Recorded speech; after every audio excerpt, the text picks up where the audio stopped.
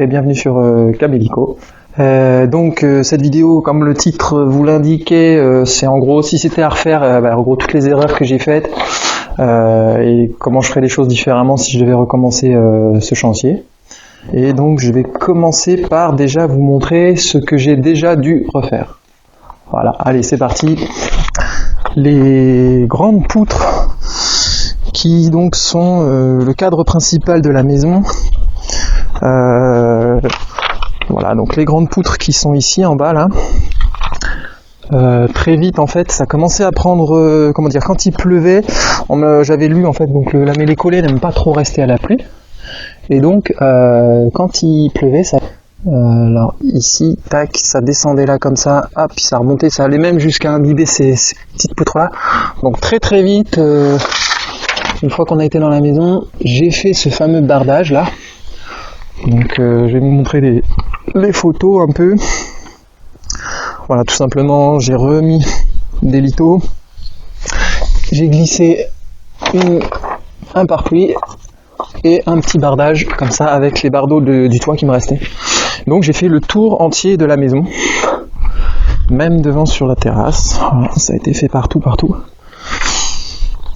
Et j'ai fait ça du coup aussi pour l'atelier. Voilà. Donc ça, c'était une des choses que j'avais pas pensé au départ. Je savais pas trop comment j'allais faire. Et puis bon, je me suis rendu compte assez vite qu'il fallait protéger vraiment ces poutres. Alors ce que ça a soumis comme problème en fait, c'est du coup ça éloigne un peu le pied du mur. Du coup au niveau de l'enduit, ça fait quelque chose qui sort, qui est à l'extérieur. Et donc voilà, parce que du coup j'ai dû glisser des baguettes. J'ai mis des baguettes en zinc là, que j'ai fait des profils en zinc comme ça, qui sont là pour faire donc depuis le mur, hop, ça descend un petit peu comme une goulotte, et puis ça fait l'écart pour l'eau. Le problème c'est que comme ça sort vraiment vers l'extérieur, il y a des fois où ça finit par casser en fait. Et certainement je vais devoir tout reprendre tout le bas sur une bande de 10 cm en gros, tout casser, l'enduit et le refaire différemment, enfin je pense tout simplement en terre et huile de lin. Deuxième point où j'ai eu des gros problèmes, c'était donc sur la baie vitrée. Voilà, la baie vitrée en fait, j'avais eu des silicones de très mauvaise qualité qui ont sablé ou pas séché, ce qui fait qu'en fait très vite les silicones qui sont là, qui font le joint comme ça, j'ai dû tout enlever, tout refaire. Bon, le magasin qui me les a vendus m'a quand même offert des cartouches de silicone. Voilà, et la grosse mésaventure on va dire, c'est donc c'est aussi que quand j'en avais parlé pendant la vidéo sur les menuiseries, le fait que il devait y avoir ces boîtiers de protection sur les poteaux là, gris. Donc il ne les avait pas fait comme il me l'avait dit qu'il les ferait, et donc j'ai dû bien après, on avait testé de faire une peinture suédoise, mais bon c'était pas du tout joli au résultat et à mon avis pas très efficace. Donc après j'ai recommandé ces boîtiers d'habillage comme ça sur mesure, et là c'est bien, là on a quelque chose de bien étanche au niveau des poteaux, des jonctions, voilà, avec tous les silicones refaits. Voilà. Mais bon, c'est quelque chose qu'il faut prévoir tout de suite. Et dans l'idéal, en fait, si c'était à refaire autrement encore, je ferais certainement moins de poses en tunnel, mais vraiment une pose en applique, comme je l'ai dit dans la vidéo sur les menuiseries. Ça évite déjà le montage de la fenêtre, et puis toutes les interstices, quoi. Le fait que le relief change, au moins on aurait tout sur la même façade, ce serait beaucoup plus facile au niveau ne serait-ce que des boîtiers pour faire l'étanchéité de la baie vitrée. Mais bon, voilà, on est bon. Nous avons eu un problème d'infiltration d'eau au niveau de l'œil de bœuf là-haut, ce qui explique pourquoi il y a ce bardage en fait. Je vais essayer de vous montrer de loin, je sais pas si je vais l'avoir en entier, voilà. Au départ ça y était pas, c'était pas prévu non plus.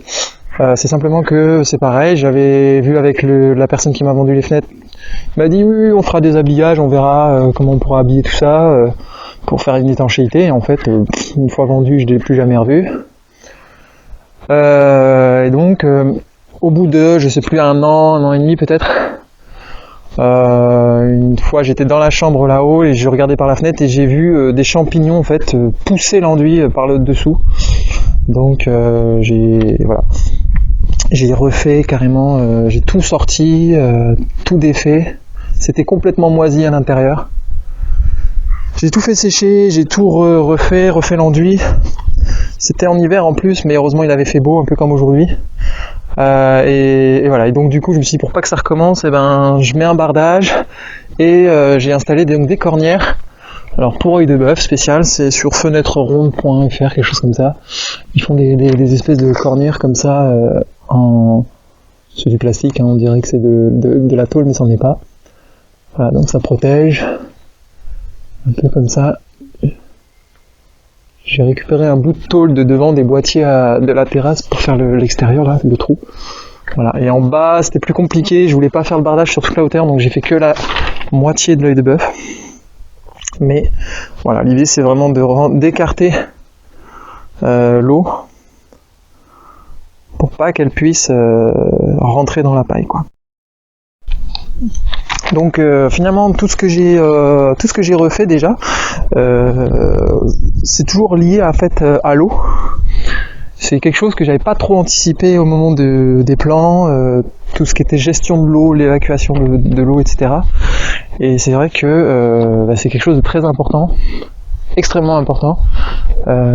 Je me dis que si je devais refaire des plans, le premier truc que j'aurais en tête, c'est comment je fais l'écart de l'eau, c'est-à-dire vraiment un écart mécanique. Il faut pas compter sur des joints silicone parce que ça dure pas. C'est vraiment des matériaux qui se chevauchent les uns par-dessus les autres en couches, qui fait que l'eau est écartée petit à petit vers l'extérieur et ne peut pas atteindre les couches intérieures qui sont les plus fragiles. Voilà.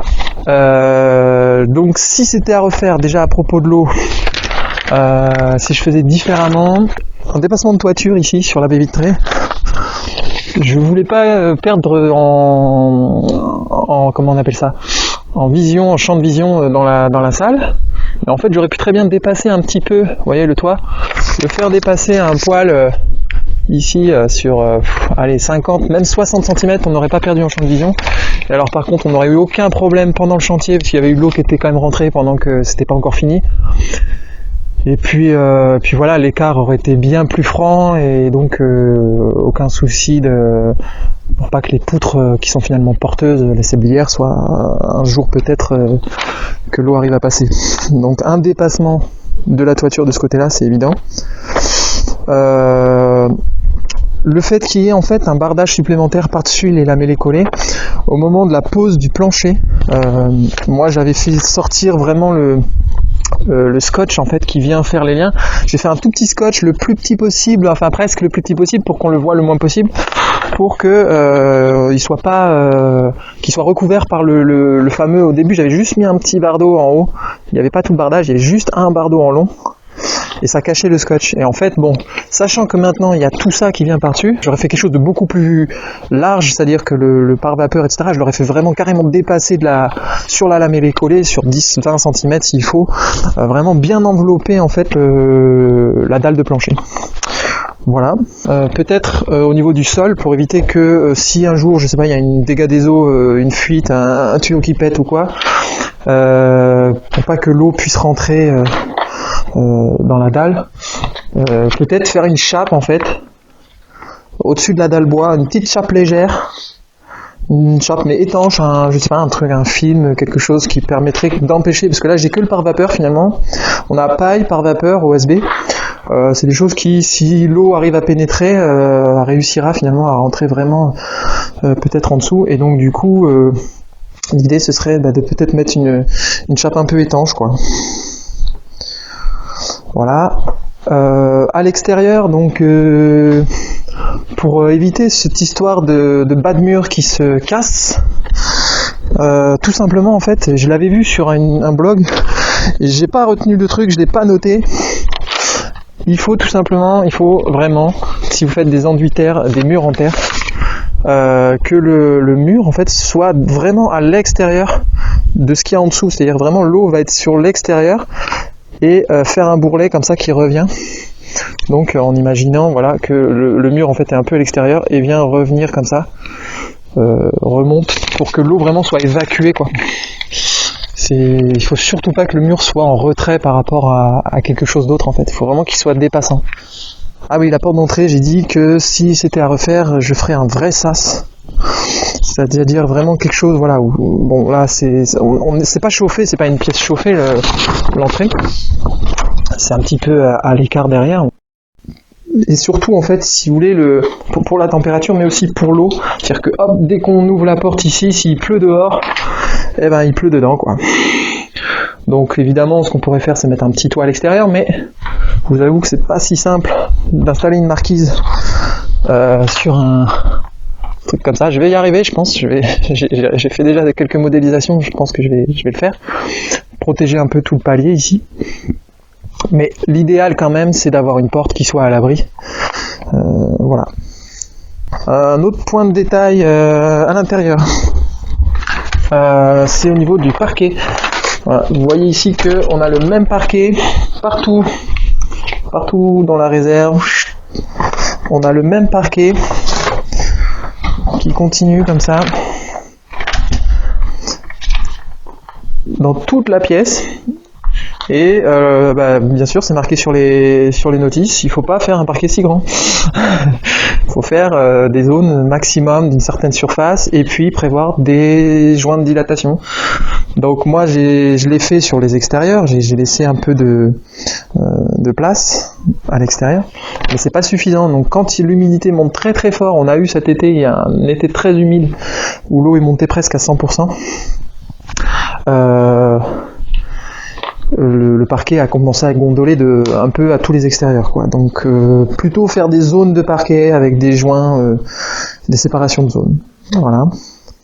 En fait, finalement, je pense que le concept idéal, si c'était à refaire, c'est vraiment le modèle américain. Hein. Je suis pas du tout pro-américain, mais alors pour le coup, sur la construction, vous voyez, c'est le chalet bois classique avec 4 pans sur la toiture pour éviter en fait des grands pignons comme ça qui sont très très soumis aux intempéries. L'idée, ce serait de faire vraiment 4 pans de façon à avoir des toits qui descendent des 4 côtés avec des bonnes très très fortes dépassées de toit. Là, c'est pas mal déjà. Mais même carrément faire du 1m50 avec une petite promenade en bois qui permet de faire le tour de la maison au sec. Vous voyez, je sais pas si vous voyez le type de maison dont je parle.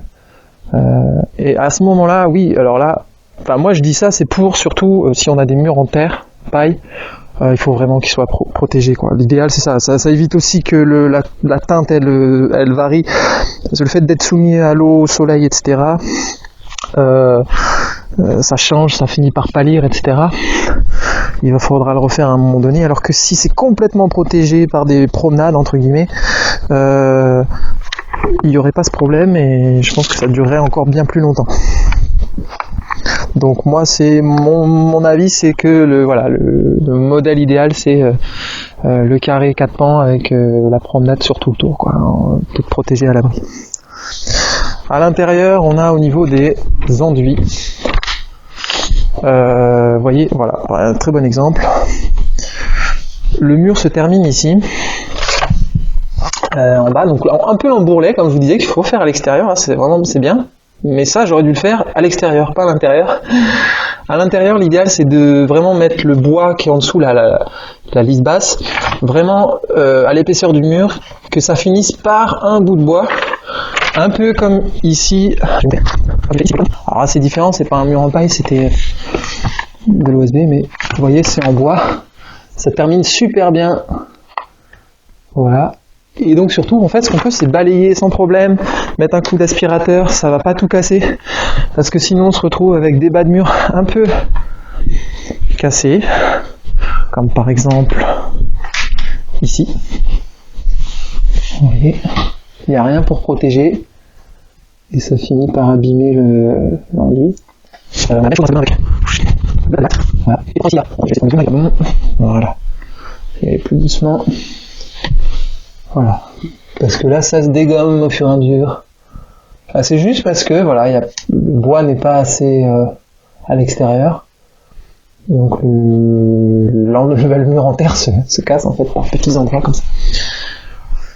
Pareil, tout ce qui est enduit terre, c'est fragile quand même. Hein. Il faut bien y penser. Voilà, donc s'il y a des frottements par exemple, voilà, ça finit par casser. On en a partout où ça frotte.